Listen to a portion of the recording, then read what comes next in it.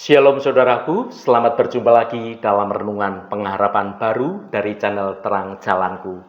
Saya berharap Anda semua saat ini dalam kondisi yang bersukacita dan terus bersemangat untuk rindu mencari hadirat Tuhan. Hari ini saya akan menyampaikan renungan dengan judul Menolak yang mudah, memilih yang benar. Namun sebelum mendengarkan renungan ini, mari kita awali dengan berdoa terlebih dahulu. Bapa di surga, Engkau Allah Bapa yang penuh kasih dan sayang. Kami bersyukur atas kasih dan penyertaan-Mu sepanjang perjalanan hidup kami.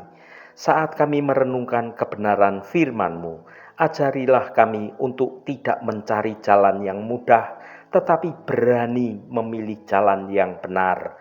Berikan kami kekuatan untuk melawan godaan dunia dan teguh dalam kebenaran iman kami di dalam Engkau.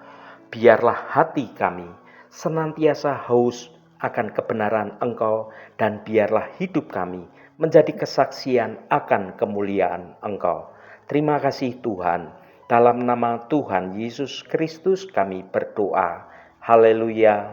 Amin. Saudaraku yang terkasih, kita seringkali dihadapkan pada berbagai macam pilihan hidup. Ada jalan yang terlihat mudah atau jalan yang terlihat sulit, tetapi di situ ada kebenaran. Di dunia yang serba instan, godaan mengambil jalan yang pintas terasa begitu kuat. Namun Alkitab mengingatkan kita tentang dua jalan yang berbeda, jalan yang lebar menuju kehancuran, serta jalan yang sempit yang membawa kita pada kehidupan. Melalui renungan ini, kita akan merenungkan tentang makna sejati dan menolak yang mudah dan memilih yang benar. Mari kita bersama-sama untuk belajar berani melangkah di jalan yang mungkin terlihat tidak populer di pemandangan orang-orang dunia, tetapi itu merupakan jalan yang dikehendaki oleh Tuhan Allah Bapa kita. Mari kita baca Matius pasal 7 ayat 14. Karena sesaklah pintu dan sempitlah jalan yang menuju kepada kehidupan, dan sedikit orang yang mendapatinya. Saudaraku, ayat ini memberikan suatu gambaran yang sangat jelas tentang dua jalan berbeda dalam hidup manusia. Yang pertama, ada jalan yang luas. Jalan ini menuju kebinasaan dan mudah untuk dilalui, dan banyak orang memilih jalan ini. Ini menggambarkan suatu gaya hidup yang mengikuti nafsu duniawi tanpa mempertimbangkan konsekuensi di bidang rohani. Yang kedua adalah jalan yang sempit. Jalan ini menuju suatu kehidupan yang kekal. Terlihat sulit untuk dilalui, dan hanya sedikit orang yang bersedia menempuh jalan sempit ini. Ini menggambarkan suatu kehidupan yang mengikuti akan kebenaran Tuhan, melibatkan pengorbanan kedagingan kita, dan memerlukan suatu disiplin rohani yang kuat. Yesus mengajarkan bahwa pilihan jalan hidup ini akan menentukan tujuan akhir hidup kita dalam kekekalan. Jalan yang sempit mungkin terasa sulit dan menuntut sesuatu hal pengorbanan, terutama dalam hal kedagingan kita. Tetapi ada janji kehidupan yang kekal yang menyertainya, dan semua itu jauh lebih berharga daripada kesenangan dunia yang sementara ini. Saudaraku yang dikasihi Tuhan, perjalanan hidup ini penuh dengan lika-liku. Ada jalan yang terjal, ada jalan yang curam, mendaki, dan kadang penuh dengan onak duri yang mengganggu langkah kehidupan. Meski demikian, kita tidak boleh menyerah atau berhenti di tengah jalan sebelum tujuan tercapai. Untuk mencapai keberhasilan itu ada jalan yang harus kita tempuh. Tentunya kita tidak boleh asal melangkah saja. Kita harus membuat pilihan yang benar serta melangkah di jalan yang benar pula. Ketika kita hendak mendaki puncak gunung, jalan yang harus kita lewati pasti akan terasa berat dan sangat melelahkan, menguras energi kita, dan kita butuh kehati-hatian dalam melangkah, kita butuh konsentrasi dalam setiap langkah kita.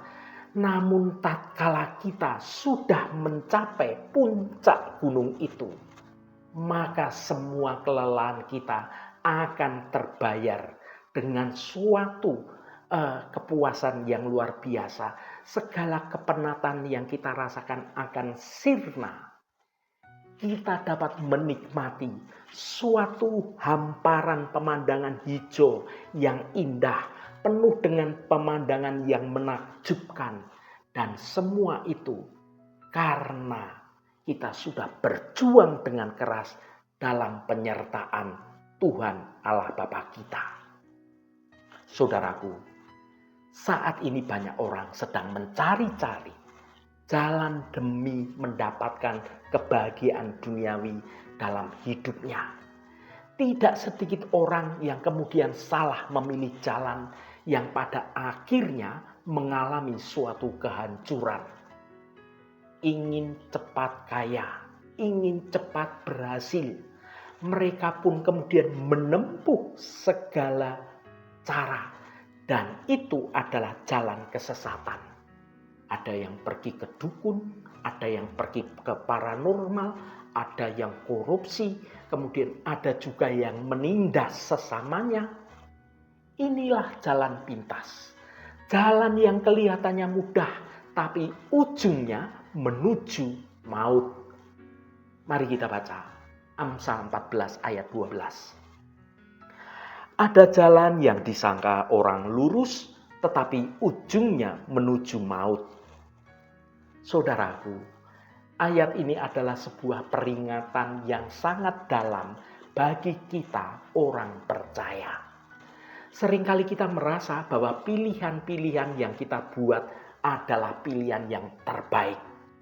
Pilihan paling masuk akal dan pilihan paling benar menurut kita. Namun Amsal 14 ayat 12 ini mengingatkan kita bahwa penampilan itu bisa sangat menipu. Jalan yang tampak lurus, yang tampaknya benar, bisa saja malah membawa kita kepada kehancuran. Apa yang dimaksud dengan jalan yang disangka lurus? Yang pertama, pilihan yang terlihat benar. Ini bisa berupa keputusan-keputusan besar dalam hidup seperti pilihan karir, soal pasangan hidup, atau soal bagaimana gaya hidup kita. Yang kedua, nilai-nilai yang dianggap universal. Kadangkala kita ini mengikuti nilai-nilai yang dianggap umum terjadi di masyarakat tanpa mau benar-benar mempertanyakan apakah nilai-nilai itu sejalan dengan kebenaran firman Tuhan. Yang ketiga, emosi dan perasaan. Terkadang kita membuat keputusan berdasarkan perasaan kita saat itu, tanpa mempertimbangkan konsekuensi jangka panjangnya. Mengapa jalan yang disangka lurus bisa menuju maut? Yang pertama, ketidaksempurnaan manusia. Kita semua memiliki suatu kecenderungan untuk berbuat dosa dan membuat kesalahan. Ini adalah bagian dari proses belajar, proses untuk bertumbuh. Perbedaan pendapat soal nilai-nilai kehidupan dan juga tujuan hidup seringkali itu menimbulkan konflik, memicu konflik, dan juga perselisihan dengan sesama kita. Ketidaksempurnaan inilah yang dapat membawa penderitaan, baik itu bagi diri sendiri maupun bagi orang-orang di sekitar kita. Yang kedua, pengaruh dunia. Dunia ini penuh dengan godaan, penuh dengan tipuan yang dapat menyesatkan hidup kita. Dunia yang kita tinggali ini seringkali disamakan dengan sebuah panggung sandiwara yang penuh dengan gemerlap, penuh keindahan yang palsu. Namun di balik gemerlap dan keindahan itu tersembunyi berbagai macam jebakan, berbagai macam godaan dan juga tipuan yang dapat menyesatkan kita dari jalan yang benar. Yang tiga, kurangnya hikmat. Tanpa hikmat dari Tuhan, kita ini mudah terjebak dalam suatu pilihan yang keliru. Dalam kehidupan sehari-hari, kita ini seringkali dihadapkan pada berbagai macam pilihan kehidupan. Pilihan-pilihan ini sepertinya tampak sederhana, seperti memilih sarapan apa ya pagi ini, hingga yang sangat kompleks untuk memilih karir, memilih pasangan hidup, memilih keputusan-keputusan bisnis. Tanpa ada hikmat, kita ini mudah terjebak pada pilihan yang menyesatkan. Pilihan yang keliru adalah pilihan yang tidak didasari pada pemahaman yang benar tentang diri sendiri, tentang tujuan hidup kita, dan tentang nilai-nilai yang kita yakini kebenarannya dalam firman Tuhan. Pilihan-pilihan yang keliru yang dapat membawa kita pada berbagai macam persoalan, masalah, baik dalam jangka pendek maupun masalah yang berkelanjutan pada jangka panjang. Mulai dari masalah soal pribadi, soal hubungan kita dengan orang lain, hingga masalah yang lebih besar, konflik sosial terjadi. Saudaraku yang diberkati Tuhan, jadi jalan utama yang harus kita tempuh sebagai dasar hidup kita adalah beriman dengan kuat kepada Tuhan Yesus Kristus. Pengorbanan Yesus Kristus di atas kayu salib adalah bukti nyata betapa Dia itu mengasihi kita. Bila saat ini kita sudah di dalam Kristus, kita ini adalah ciptaan yang baru. Karena itu jangan mau kembali pada kehidupan yang lama, pada jalan yang lebar, jalan dunia. Dosa harus kita tinggalkan dan itu harus kita wujudkan dalam suatu perbuatan yang nyata dalam kehidupan kita sehari-hari. Sebab perbuatan kita ini adalah refleksi dari iman kita. Iman akan tampak apabila ada perbuatan yang nyata. Percaya kepada Kristus adalah jalan kepada kehidupan yang diberkati. Haleluya, Tuhan memberkati kita semua. Mari kita tutup renungan ini dengan berdoa. Ya Bapa yang baik, dalam keheningan saat ini, kami datang menghadap hadirat Engkau. Kami mengakui bahwa seringkali kami tergoda untuk memilih jalan yang lebar dan jalan yang mudah, yang menjanjikan kesenangan duniawi. Namun Engkau sudah memanggil kami untuk memilih jalan yang sempit, jalan yang menuntut pengorbanan dan kesetiaan, dan inilah jalan yang benar. Bapa, kami mohon bimbingan-Mu agar kami dapat menemukan dan tetap berada di jalan yang benar. Berikanlah kami kekuatan untuk dapat menolak godaan dunia dan keberanian untuk terus mengikuti teladan Yesus Kristus. Kami tahu bahwa jalan ini tidak mudah, tetapi kami percaya bahwa dengan pertolongan-Mu kami dapat menghadapinya dan kami akan berjalan dalam tuntunan Engkau. Bantulah kami untuk terus berdoa, belajar kebenaran firman-Mu, dan hidup dalam persekutuan yang dekat dengan sesama kami, juga dengan Engkau yang utama. Kami bersyukur karena Engkau telah memberikan janji akan kehidupan kekal bagi mereka yang percaya kepada Engkau. Kami rindu untuk mengalami kehidupan yang melimpah di dalam kebenaran Engkau. Terima kasih Tuhan, segala hormat, pujian, dan kemuliaan hanya bagi Engkau Allah yang kudus. Saudaraku, bukalah hatimu dan tengadahkan tanganmu. Terimalah berkat Tuhan. Tuhan memberkati engkau dan melindungi engkau. Tuhan menyinari engkau dengan wajah-Nya dan memberikan kasih karunia. Tuhan menghadapkan wajah-Nya kepadamu dan memberikan damai sejahtera. Berkat anugerah dari Bapa Surgawi, cinta kasih karunia dari Tuhan Yesus Kristus, dalam persekutuan dan penghiburan Roh Kudus, menyertai kita semua sekarang ini dan sampai selama-lamanya. Dalam berkat Tuhan Yesus Kristus, haleluya, amin.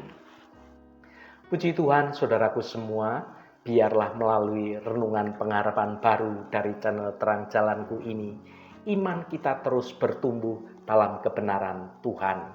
Saudaraku, saya sangat senang sekali dan berterima kasih jika Anda berkenan memberikan komentar pada konten video ini dan bagikan renungan ini pada teman dan sahabat Anda, agar mereka diberkati juga melalui renungan ini. Terima kasih saudaraku, sampai bertemu kembali. Shalom, Tuhan memberkati.